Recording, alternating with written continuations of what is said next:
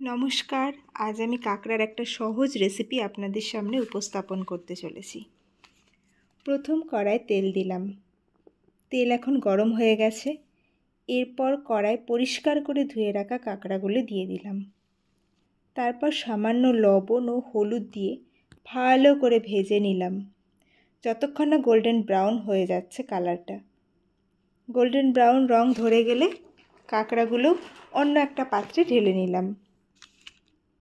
এবার ওই কড়ায় আরও কিছুটা তেল ঢেলে দিলাম। তারপর ওই তেলে গোটা গরম মশলা অর্থাৎ একটা দারচিনি ও দুটো ছোটো এলাচ দিয়ে দিলাম।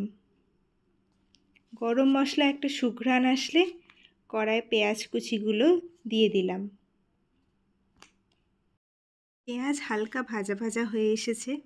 এরপর আদা, রসুন, কাঁচা লঙ্কার একটা পেস্ট তৈরি করেছিলাম আগের থেকে, সেটা দিয়ে দিলাম। এখন মশলা থেকে তেল ছেড়ে আসলে দুটো মিডিয়াম সাইজের পেঁয়াজ পেস্ট করে দিয়ে দিলাম।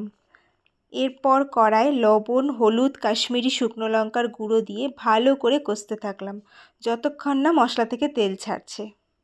কষা হয়ে গেলে আগের থেকে ভেজে রাখা আলু ও কাঁকড়াগুলোকে কড়াইয়ে দিয়ে দেব। কিছুক্ষণের জন্য আবারও সমস্ত উপকরণ কষে নেব। এরপর ওই কড়ার মধ্যেই গরম জল ঢেলে দিলাম।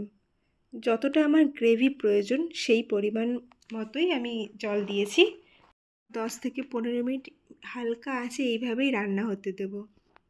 15 মিনিট পর ঢাকা খুলে দেখলাম তরকারির রঙটা এমন এসছে। আমাদের কাঁকড়া কারি। এবার এটিকে আমরা গরম গরম ভাতের সাথে পরিবেশন করতে পারি।